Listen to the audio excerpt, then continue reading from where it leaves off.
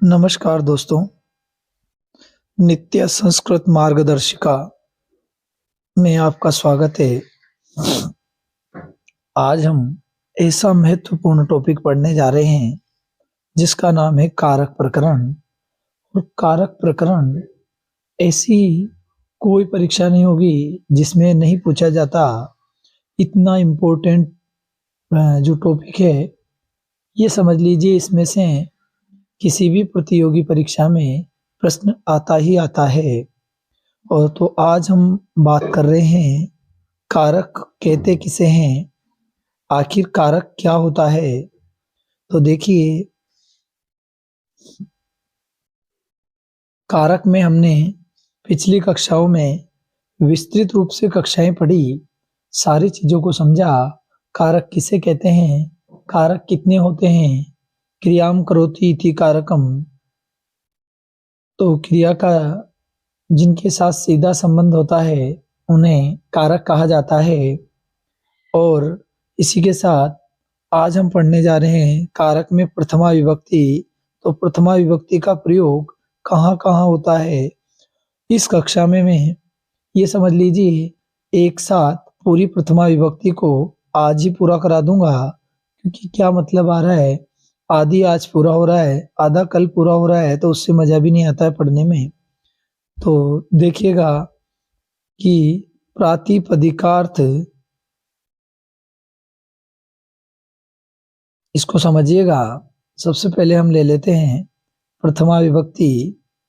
तो प्रथमा विभक्ति में प्रथमा विभक्ति की वार्तिक की ओर चलते हैं। प्रथमा विभक्ति की वार्तिक की ओर चलते हैं और प्रथमा विभक्ति की वार्तिक में अब हम पढ़ेंगे, प्रथमा विभक्ति की वार्तिक में हम पढ़ेंगे प्रातिपदिकार्थ लिंग परिमाण। यहाँ वचन मात्रे प्रथमा, मतलब ये वाला भी इधर ही है, तो मैं इसको कनेक्ट कर देता हूँ। प्रातिपदिकार्थ लिंग परिमाण वचन मात्रे प्रथमा, ये यहाँ से यहाँ तक, ठीक है। तो ये वार्तिक है।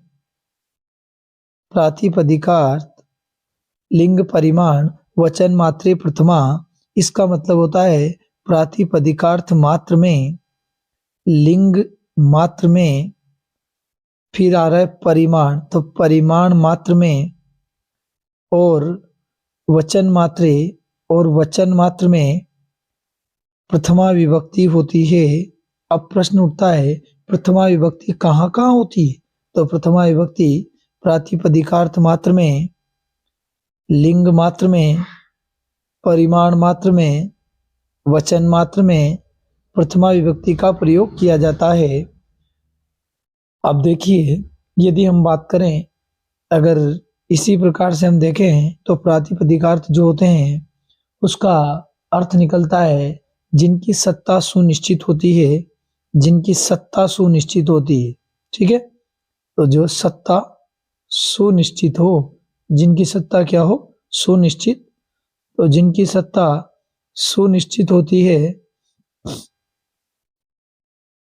जिनकी सत्ता सुनिश्चित होती है उन्हें प्रातिपदिकार्थ कहते हैं। जिनकी सत्ता सुनिश्चित होती है उन्हें प्रातिपदिकार्थ कहते हैं। लिंग से मतलब है जिनका कोई एक निश्चित लिंग नहीं होता, ठीक है। जैसे मैं बात करूं तट शब्द का, फिर मात्रा से मतलब होता है, सॉरी, लिंग मात्र में, ये मात्रा नहीं है, ये यहाँ थोड़ी गलती होगी, प्रातिपदिकार्थ मात्रा में नहीं, मात्र में, यहाँ आप सही कर लेना, मात्रा नहीं है, मात्र है, मात्र में, ठीक है, मात्र में, लिंग मात्र में, यहाँ मात्रा नहीं है, यहाँ भी मात्र है, लिंग मात्र में, ठीक है, यहाँ भी मात्र है। और परिमाण मात्रा में नहीं, परिमाण मात्र में, मात्र, ठीक है। थोड़ी अशुद्धि होगी टाइप करने में, क्योंकि मुझे भी एक एक घंटे तक टाइप करने पड़ते हैं, और टाइप करके ही फिर मैं आपके लिए प्रयास करता हूँ। आगे बढ़ते हैं। अब सबसे पहले बात करते हैं, समझते हैं लिंग मात्र को। तो प्रातिपदिकार्थ, सॉरी, पहले समझेंगे प्रातिपदिकार्थ मात्र में, तो जिनकी सत्ता सुनिश्चित हो, अर्थात जिनका लिंग सुनिश्चित हो, वे प्रातिपदिकार्थ मात्र के उदाहरण होंगे जिनकी सत्ता सुनिश्चित हो। जिनकी सत्ता क्या हो? सुनिश्चित, अर्थात जिनका लिंग सुनिश्चित हो वे प्रातिपदिकार्थ मात्र के उदाहरण होंगे।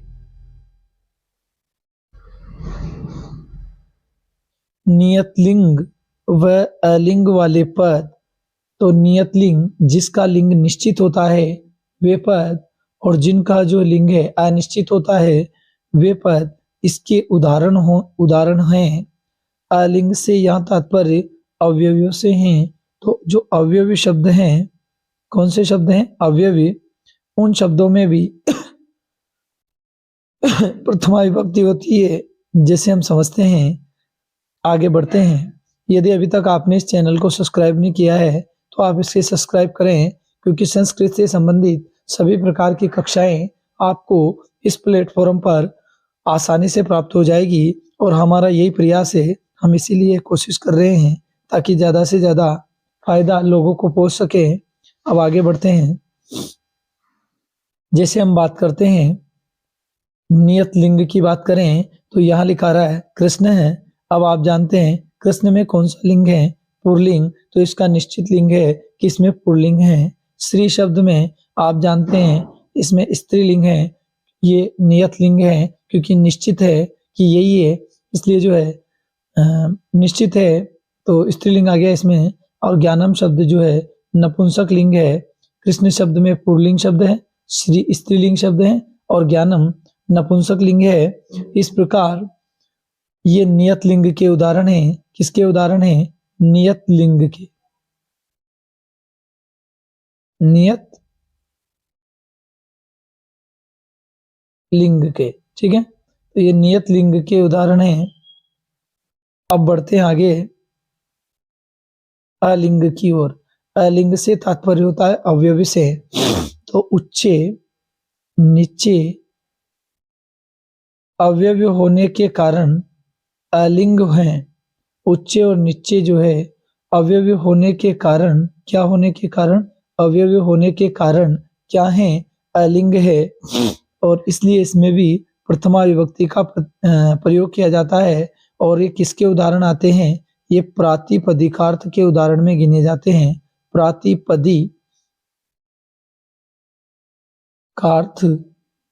प्रातिपदिकार्थ में गिने जाते हैं। अब आगे बढ़ते हैं।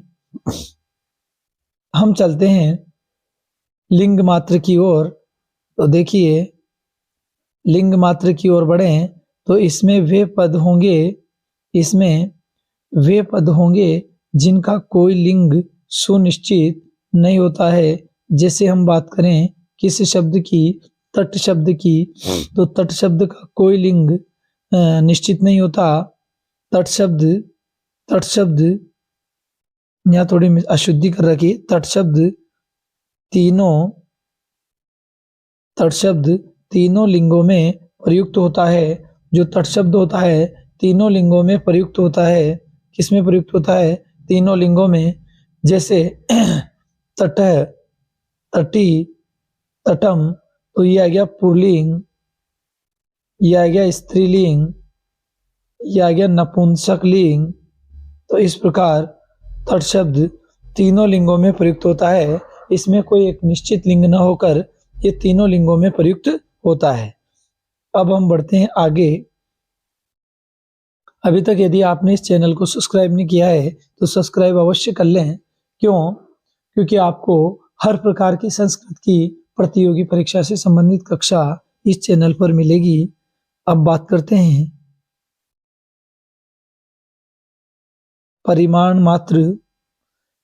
तो मापवाचक शब्दों में भी प्रथमा विभक्ति होती है। जो शब्द किसको बताते हैं? माप को बताते हैं। तो जहां माप को बताया जाता है उन शब्दों में कौन सी विभक्ति होती है? उन शब्दों में प्रथमा विभक्ति होती है। आइए आगे बढ़ते हैं और समझते हैं। जैसे यहाँ लिखा रहा है द्रोणोविरीहि। क्या लिखा रहा है? द्रोणोविरीहि। तो द्रोणोविरीहि का अर्थ होता है बाल्टी भर चावल, मतलब एक बाल्टी के बराबर चावल। तो ये क्या हो गया? ये माप हो गया। ठीक है, माप हो गया, इसलिए इसमें प्रथमा विभक्ति हुई। अब आगे बढ़ते हैं, अन्य उदाहरण देखते हैं। जैसे इस उदाहरण को समझते हैं। अब इसमें आ रहा है खारी। क्या आ रहा है? खारी। खारी का मतलब होता है 16 बाल्टी के बराबर माप। किसके बराबर? तो यहाँ भी माप बताई जा रही है कि किसके बराबर? 16 बाल्टी के बराबर माप। और क्या है 16 बाल्टी के बराबर? चावल है या कुछ भी है, तो माप को बता रहा है, इसलिए इसमें भी प्रथमा विभक्ति होगी। अब बात करते हैं आड़कम। आड़कम का मतलब होता है एक बाल्टी का चौथाई हिस्सा, मतलब एक बाल्टी का जो चौथा हिस्सा होता है उसे आड़कम कहते हैं। और ये भी क्या हो गया? एक निश्चित माप हो गया, इसलिए इसमें भी प्रथमा विभक्ति का प्रयोग होता है। अब आगे बढ़ते हैं। अब हम लेंगे अब हम बढ़ते हैं वचन मात्र की ओर। वचन मात्र को समझते हैं। तो देखिए, वचन मात्र से मतलब है कि जो संख्यावाचक शब्द होते हैं उन शब्दों में प्रथमा विभक्ति होती है। कौन से शब्द? संख्यावाचक जो शब्द होते हैं उन शब्दों में प्रथमा विभक्ति होती है। जैसे हम बात करें एक है, जैसे हम बात करें एक है, हम बात करें दव है, हम बात करें त्रय है, हम बात करें बहव है। तो ये जो शब्द हैं जो संख्या का बोध कराते हैं, किसका बोध कराते हैं? संख्या का बोध कराते हैं, बोध कराते हैं, उन्हें संख्यावाचक शब्द कहते हैं। और इन शब्दों में कौन सी विभक्ति होती है? इनमें प्रथमा विभक्ति होती है। आइए अब हम आगे की ओर बढ़ते हैं। अब अगली वार्तिक जो है वो है संबोधनेचे। कौन सी है? संबोधनेचे। इसे समझते हैं, इसका मतलब क्या होता है। देखिए, संबोधनेचे, तो संबोधनेचे से मतलब होता है कि संबोधन में भी प्रथमा विभक्ति होती है। ये तो वार्तिक है, ठीक है। संबोधनेचे, तो संबोधन में भी प्रथमा विभक्ति होती है। अभिमुख करके क्या करना? ज्ञापन करना क्या कहलाता है? संबोधन कहलाता है। जैसे मैं कहूँ हे राम, मैं कहूँ हे हरे, मैं कहूँ हे भानु, मैं कहूँ भो लक्ष्मी, मैं कहूँ भो लक्ष्मी, भो लक्ष्मी। तो जहाँ जो है संबोधन किया जाता है वहाँ संबोधन जो शब्द होते हैं उनमें प्रथमा विभक्ति होती है। कौन सी विभक्ति होती है? प्रथमा विभक्ति। आइए अब हम आगे बढ़ते हैं। तीसरी वार्तिक हमारी है उक्त कर्तरी कर्मणि चे प्रथमा। उक्त कर्ता और उक्त कर्म में प्रथमा विभक्ति होती है। उक्त कर्ता व उक्त कर्म में प्रथमा विभक्ति का प्रयोग किया जाता है। कृतवाच्य, सॉरी यहाँ थोड़ी मिस्टेक है, ये से हो जाएगा। कृतवाच्य में जो कर्ता होता है वो उक्त होता है तथा कर्मवाच्य में कर्म उक्त होता है। अतः इनमें अतः इनमें प्रथमा विभक्ति होती है। अतः इनमें क्या होती है? प्रथमा विभक्ति। आइए समझते हैं। कहने का मतलब है कृतवाच्य के कर्ता में, किस वाच्य के? ये कर दिया मैंने कृतवाच्य। तो आइए इसको समझते हैं। कृतवाच्य के कर्ता में, सॉरी थोड़ी सी मिस्टेक हो गई थी। हम थे यहाँ, यहाँ क्या करें, मानवीय स्वभाववश कोई ना कोई गलती हो ही जाती है। अब हम बात करते हैं कि प्रथमा विभक्ति। तो प्रथमा विभक्ति जो है कृतवाच्य में समझते हैं। कृतवाच्य वाक्य में कर्ता में प्रथमा होती है। किसमें प्रथमा होती है? कर्ता में। जैसे, क्योंकि कृतवाच्य में कर्ता की प्रधानता होती है और कर्ता में प्रथमा विभक्ति का प्रयोग किया जाता है। कर्म में द्वितीय विभक्ति का प्रयोग किया जाता है और जो क्रिया होती है कर्ता के अनुसार आती है। इसलिए यहाँ कृतवाच्य के कर्ता में प्रथमा विभक्ति है क्योंकि कृतवाच्य का कर्ता उक्त है। आगे बढ़ते हैं। कर्मवाच्य वाक्य में कर्म में प्रथमा होती है क्योंकि जो कर्म होता है वो उक्त होता है। इसलिए कर्मवाच्य के कर्म में प्रथमा विभक्ति का प्रयोग किया जाता है और इसकी ट्रिक है कि कर्ता में इसमें तृतीया विभक्ति होती है, कर्म में प्रथमा, और जो क्रिया होती है वो कर्म के अनुसार आती है। किसके अनुसार? कर्म के अनुसार। इस प्रकार हमने प्रथमा विभक्ति को अच्छे से समझा। अब हम आगे बढ़ते हैं आगे क्या बढ़ते हैं, कक्षा को यही विराम देते हैं।